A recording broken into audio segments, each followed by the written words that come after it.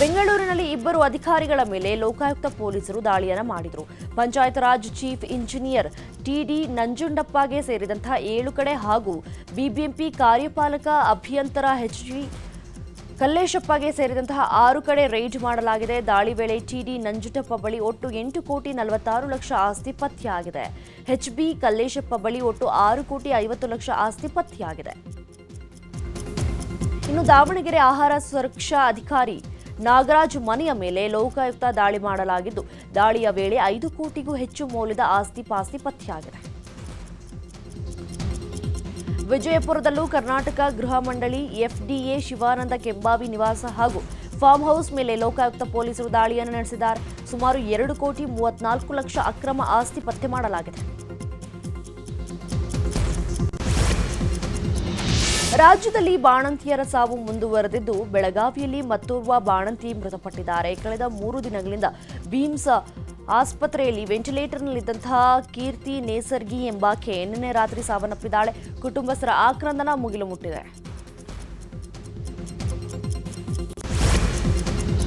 ಬಿಬಿಎಂಪಿಯಲ್ಲಿ ಉಮಾ ಎಂಬ ಮಹಿಳೆಯೊಬ್ಬಳು high drama ಮಾಡಿದ್ದು council building ಹತ್ತಿ ಆತ್ಮಹತ್ಯೆಗೆ ಯತ್ನಿಸಿದ್ದಾಳೆ.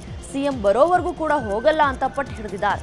ಈ ವೇಳೆ ಸ್ಥಳಕ್ಕೆ ಬಂದ ಪೊಲೀಸರು ಮಹಿಳೆಯನ್ನ ರಕ್ಷಣೆ ಮಾಡಿದ್ದಾರೆ. ಬಿಬಿಎಂಪಿ ಮುಖ್ಯ ಆರೋಗ್ಯಾಧಿಕಾರಿ ನಿರ್ಮಲಾ ಬುಗ್ಗೆ ಸ್ಪಷ್ಟನೆ ಕೊಟ್ಟಿದ್ದು, ಚಿಕಿತ್ಸೆಯಲ್ಲಿ ಲೋಪವಾಗಿದೆ, ಪರಿಹಾರ ಕೊಡಿ ಅಂತ ಬಂದಿದ್ರು. ಆಸ್ಪತ್ರೆಯಿಂದ ಮಾಹಿತಿಯನ್ನು ತರಿಸಿಕೊಂಡು ಪರಿಶೀಲಿಸಲಾಗಿದೆ. ಲೋಪ ಆಗಿಲ್ಲ ಎಂಬುದು ದೃಢವಾಗಿದೆ. ಉಮಾ ಮೇಲ್ನೋಟಕ್ಕೆ ಮಾನಸಿಕ ಖಿನ್ನತೆಗೆ ಒಳಗಾದಂತೆ ಕಂಡು ಬರ್ತಾ ಇದೆ. ಪಾಲಿಕೆಯ ಕಚೇರಿ ಕಟ್ಟಡ ಏರಿ ಆತ್ಮಹತ್ಯೆಗೆ ಯತ್ನಿಸಿರುವ ಬಗ್ಗೆ ಹಲಸೂರು ಗೇಟ್ ಠಾಣೆಯಲ್ಲಿ ದೂರು ದಾಖಲಾಗಿದೆ ಅಂತ ತಿಳಿಸಿದ್ದಾರೆ.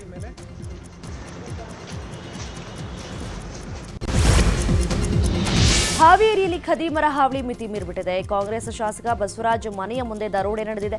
ಉದ್ಯಮಿ ಸಂತೋಷ್ ಹಿರೇಮಠಗೆ ಎಂಬುವರ ಕಾರಿನ ಗ್ಲಾಸ್ ಒಡೆದು 34 ಲಕ್ಷ ರೂಪಾಯಿಯನ್ನು ಎಗರಿಸಿ ಎಸ್ಕೇಪ್ ಆಗಿದ್ದಾರೆ. ಕ್ಷಿಪ್ರ ಕಾರ್ಯಾಚರಣೆ ನಡೆಸಿದ ಪೊಲೀಸರು ದರೋಡೆಕೋರರ ಸುಳಿವು ಪತ್ತೆ ಮಾಡಿದ್ದಾರೆ. 2 ಬೈಕ್ಗಳಲ್ಲಿ ಬಂದಂತಹ 3 ಖದೀಮರು ಹಣವನ್ನು ದೋಚಿ ಪರಾರಿಯಾಗಿದ್ದಾರೆ. ಕಳ್ಳರಿಗಾಗಿ ಪೊಲೀಸರು ಶೋಧ ನಡೆಸುತ್ತಿದ್ದಾರೆ. ಬಂದಿದೆ.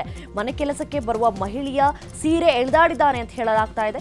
ಈ ಬಗ್ಗೆ ಹಾವೇರಿಯ ಮಹಿಳಾ ಠಾಣೆಯಲ್ಲಿ ದೂರು ದಾಖಲಾಗಿದೆ. ಫೆಬ್ರವರಿ 13ರಂದು ಘಟನೆ ನಡೆದಿದೆ ಅಂತ ದೂರಿನಲ್ಲಿ ಉಲ್ಲೇಖ ಮಾಡಲಾಗಿದೆ. ವೈದ್ಯನಿಂದ ತಪ್ಪಿಸಿಕೊಂಡು ಬಂದ ಮಹಿಳೆಗೆ ಡಾಕ್ಟರ್ ಪರಸಪ್ಪ ಚುರ್ಚಿಹಾಳ ಜಾತಿ ನಿಂದನೆ ಮಾಡಿದಾನಂತೆ. ಸದ್ಯ ಡಾಕ್ಟರ್ ಪರಸಪ್ಪ ಸಸ್ಪೆಂಡ್ ಮಾಡುವಂತೆ ಆಗ್ರಹಿಸಿ ಪ್ರೊಟೆಸ್ಟ್ ಜೋರಾಗಿದೆ. ದೂರು ದಾಖಲಾಗ್ತಿದ್ದಂತೆ doctor Parasappa mobile switch off ಆಗಿದೆ.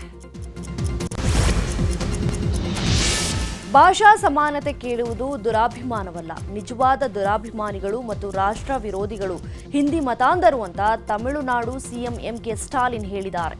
ಈ ಬಗ್ಗೆ ತಮ್ಮ ಎಕ್ಸ್ ಖಾತೆಯಲ್ಲಿ ಪೋಸ್ಟ್ ಮಾಡಿರುವ ಅವರು, ಹಿಂದಿ ಮತಾಂಧರು ತಮ್ಮ ಹಕ್ಕು ಸ್ವಾಭಾವಿಕ, ಹಿಂದಿಗೆ ಪ್ರತಿರೋಧ ಒಡ್ಡುವವರು ದೇಶದ್ರೋಹಿಗಳು ಅಂತ ಹೇಳ್ತಾರೆ ಅಂತ ಆಕ್ರೋಶವನ್ನು ಹೊರಹಾಕಿದ್ದಾರೆ.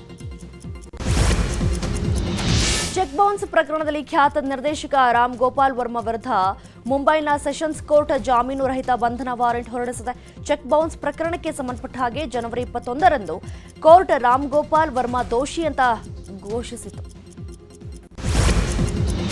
3ನೇ ಆವೃತ್ತಿಯ WPLನಲ್ಲಿ ಮುಂಬೈ ಇಂಡಿಯನ್ಸ್ 4ನೇ ಗೆಲುವು ದಾಖಲಿಸಿಕೊಂಡಿದೆ. ಈ ಮೂಲಕ ಪ್ಲೇ ಆಫ್ನ ಗೇಟ್ ಇದೆ. ನಿನ್ನೆ ನಡೆದ ಮ್ಯಾಚ್ನಲ್ಲಿ ಯುಪಿ ವಾರಿಯರ್ಸ್ ವಿರುದ್ಧ 6 ವಿಕೆಟ್ಗಳ ಗೆಲುವು ಸಾಧಿಸಿತು. ಮೊದಲು ಬ್ಯಾಟ್ ಮಾಡಿದ ಯುಪಿ 20 ಓವರ್ಗಳಲ್ಲಿ 9 ವಿಕೆಟ್ಗೆ 150 ರನ್ ಗಳಿಸಿತು. ಈ ಗುರಿ ಬೆನ್ನತ್ತಿದಂತಹ ಮುಂಬೈ 6 ವಿಕೆಟ್ಗಳು ಗೆಲುವು ದಾಖಲಿಸಿತು. ಸ್ಯಾಂಡ್ಲರ್ಡ್ ಕ್ವೀನ್ ರಮ್ಯಾ ಅಭಿಮಾನಿಗಳಿಗೆ ಸಿಹಿ ಸುದ್ದಿ ಸಿಕ್ಕಿದೆ. ಚಿತ್ರರಂಗಕ್ಕೆ ಕಂಬ್ಯಾಕ್ ಮಾಡೋಕೆ ಪದ್ಮಾವತಿ ಸಜ್ಜಾಗಿದ್ದಾರೆ. ರಮ್ಯಾ ಕಂಬ್ಯಾಕ್ ಚಿತ್ರಕ್ಕೆ ಯೋಗರಾಜ್ ಭಟ್ ಆಕ್ಷನ್ ಕಟ್ ಹೇಳಲಿದ್ದಾರೆ. ರಂಗ SSLC ಚಿತ್ರದ ನಂತರ ಮತ್ತೆ ಒಂದಾಗಿ ಕೆಲಸ ಮಾಡೋಕೆ ರಮ್ಯಾ ಭಟ್ರು ಸಜ್ಜಾಗಿದ್ದಾರೆ. ಚಿತ್ರಕ್ಕೆ ಮುಂಗಾರು ಮಳೆ ನಿರ್ಮಾಪಕ ಕೃಷ್ಣಪ್ಪ ಬಂಡವಾಳ ಹೂಡಲಿದ್ದಾರೆ. ಯುಗಾದಿ ಹಬ್ಬದ ನಂತರ ಅಧಿಕೃತವಾಗಿ ಚಿತ್ರ ಅನೌನ್ಸ್ ಮಾಡಲಿದ್ದಾರೆ ರಮ್ಯಾ. ನ್ಯಾಷನಲ್ ಕ್ರಶ್ ರಶ್ಮಿಕಾ ಗೆಳೆಯ ವಿಜಯ್ ದೇವರಕೊಂಡ ನಟನೆಯಲ್ಲಿ ರೌಡಿ ಜನಾರ್ದನ ಎಂಬ ಸಿನಿಮಾ ಬರ್ತಾ ಇದೆ. ಈ ಸಿನಿಮಾದಲ್ಲಿ ನಾಯಕಿಯಾಗಿ ನಟಿಸಲು ಸಪ್ತ ಸಾಗರದಾಚೆ ಎಲ್ಲೋ ಖ್ಯಾತಿಯ ರುಕ್ಮಿಣಿ ವಸಂತ್ಗೆ ಅಪ್ರೋಚ್ ಮಾಡಲಾಗಿದೆ. ಆದರೆ ಡೇಟ್ ಸಮಸ್ಯೆಗಳಿಂದಾಗಿ ಈ ಚಿತ್ರದಲ್ಲಿ ನಟಿಸಲು ರುಕ್ಮಿಣಿ ಒಪ್ಪಿಲ್ಲ ಎನ್ನಲಾಗ್ತಾ ಇದೆ. ಇಂದು ಸಿನಿ ಶುಕ್ರವಾರ, ಡಜನ್ ಗಟ್ಟಲೆ ಸಿನಿಮಾಗಳು ರಿಲೀಸ್ ಆಗೋದು ಕಾಮನ್. ಇವತ್ತು ಸಹ ಕನ್ನಡದ 8 ಸಿನಿಮಾಗಳು ತೆರೆಗೆ ಬರ್ತಿವೆ.